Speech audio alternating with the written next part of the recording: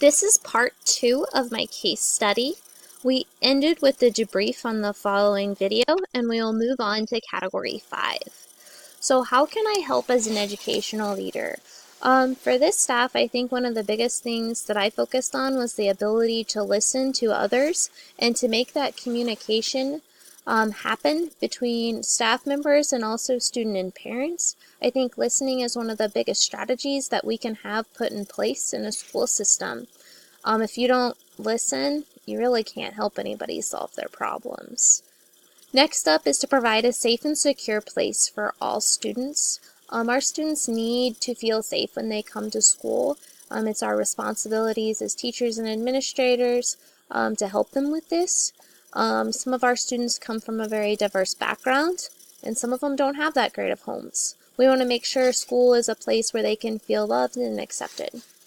3 is we need to help teachers, students, and parents connect so students can have a better environment at school and at home.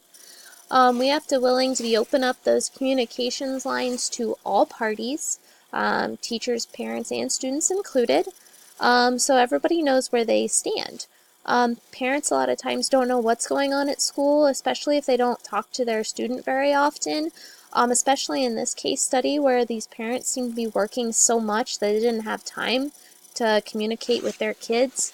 We need to kind of maybe act as that communication process, whether it's by having a meeting sometimes throughout the year, inviting them in for parent-teacher conferences, for different school events, or sending home a letter or email just so these parents know what their kid's up to.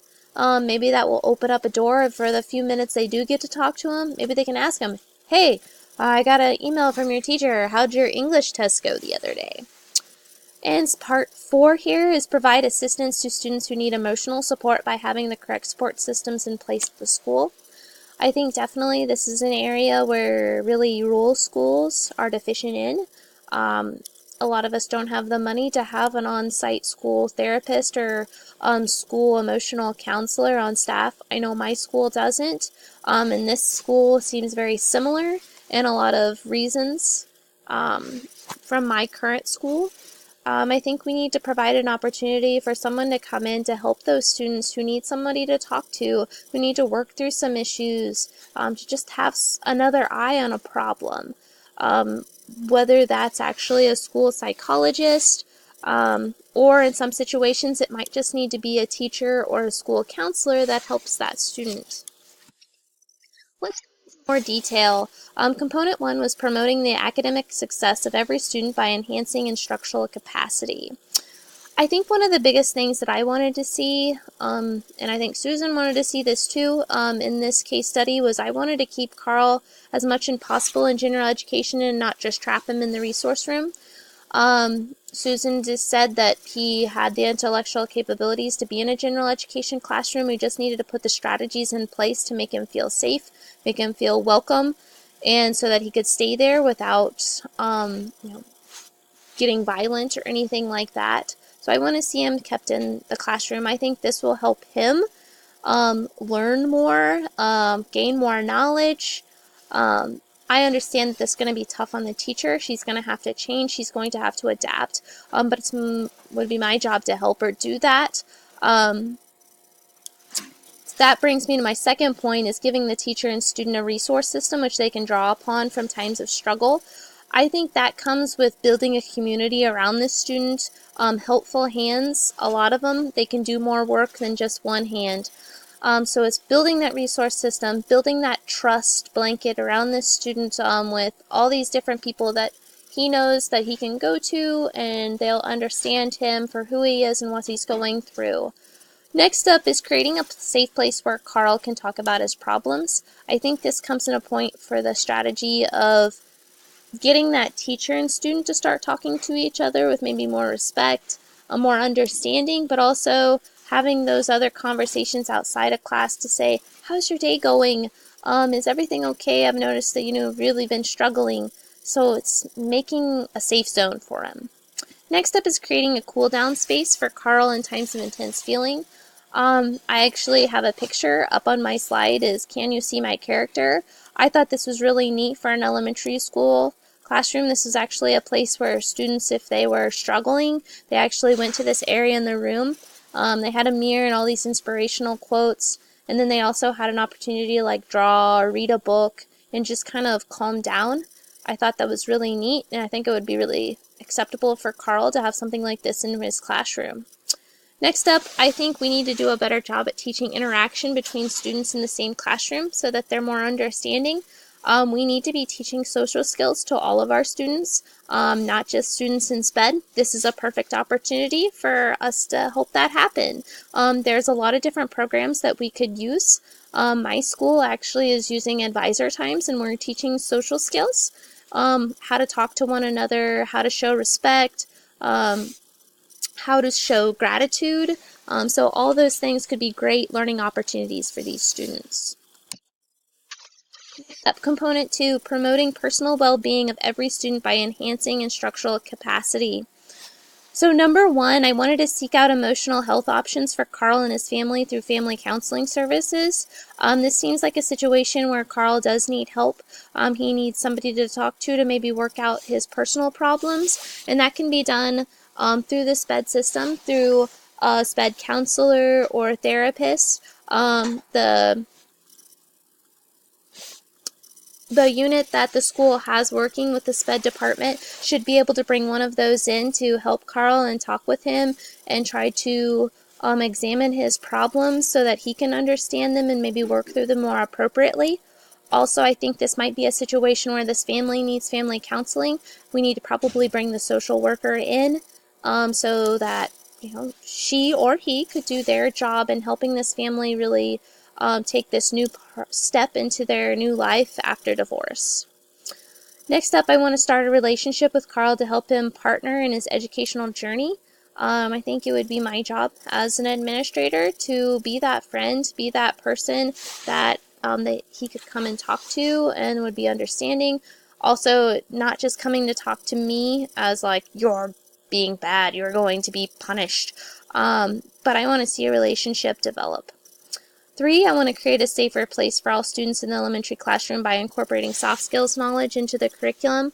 I had this one on the last slide as well, because I think not only is it an academic knowledge that they need to know, but also it's a well-being, because you need to be able to understand what other people are seeing, feeling, thinking. As you grow up and get a job, you're going to have to work with people of all types and kinds. We have to have that, and we have to be teaching that. And that's part of being happy with myself and playing square with those around me. It's just part of it. Next up is 4, allow students to a platform of speaking to resolve their problems and issues in life. I really like this idea of where we can actually talk to students and maybe go outside in the hallway and be like, hey, what's up? What's going on? Something's not right. Before we all of a sudden explode up into a passionate anger issue, if we can have conversations before and after something like this happens, that platform is going to give us more rapport with our students. I'm also going to share the piece I have up on my screen. It's called the Peace Corner. This was another thing I found for elementary school classrooms. When a student would maybe get a little out of line, they could go to the Peace Corner. The teacher would set 5 minutes on the clock, and they would be able to do an activity that helped them relax, calm down. That might be drawing, that might be playing with Play-Doh, that might be reading, that might be constructing with Legos. But a Peace Corner was just to help them solve their problems and really find an area. And then after that, this teacher would actually go and talk with that student and be like, okay, what'd you do to calm down? Okay, let's talk about what happened, and kind of use that as a feed-off point. Next up, category 5, component 3, how do you as an administrator enhance instructional capacity? Number 1, I think I need to provide professional development opportunities for my staff to understand students of divorce and emotional troubles. We have more of this in our school system than ever before.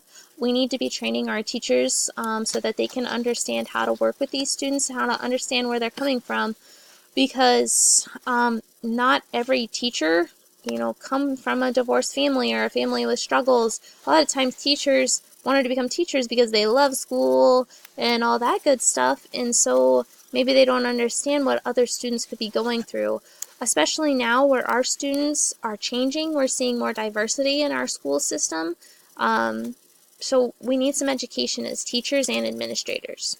2, not just remove students from the classroom, have to provide support to help both the teacher and the student grow. This situation, that one teacher Nancy just wanted the student gone. That's not a good option. That's pretty well telling that student that you don't care about him. I need to provide support for both you as a teacher and that student to work through your difficulties, to work through their problems. And so we can actually see development go. 3, create an environment and trust and stability. I really think that that's what Carl needed in his life and he needs from this school is a stable, consistent routine that's not changing and that's around consistently. He needs people around him that he can trust. His parents are working all the time. They were fighting all the time before they got divorced. It sounds like they're still fighting and now his dad doesn't want that much to do with him. We have to kind of become that person that's there for him. 4, we need to encourage parent involvement. No, in this case, it can be sometimes hard, but we still need to encourage them. Invite them to parent-teacher conferences.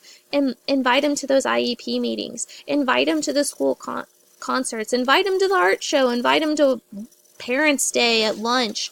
Do things to get them into the building so they can start making that bond again with their student after this awful divorce. And 5, help students that are in need of both physically and emotionally. It's our job. We are required by law to help students who are physically and emotionally struggling.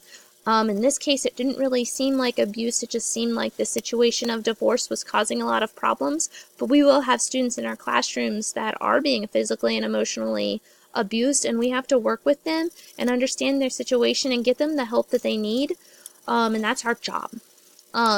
One last thing I'm going to point to you before we end this slideshow is I actually have a little light bulb and it says trust. And trust actually comes from a lot of different things. You just don't have trust automatically with a student. Trust comes from showing your integrity, so who you are as a person and what you stand for. Showing that you're sincere, that you really care about that student and that you're there for them. Reliability. Showing that you're always going to be there. You're always going to be their support system while they're in this school building and they need that. Consistency, so always being fair, keeping the same schedule, keeping the same rules and regulations so that it just is what it is and there's no question about it.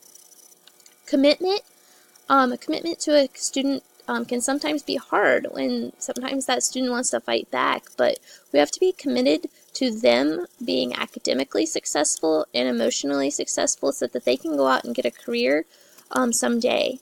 And then competence. The student needs to know that I learn for them.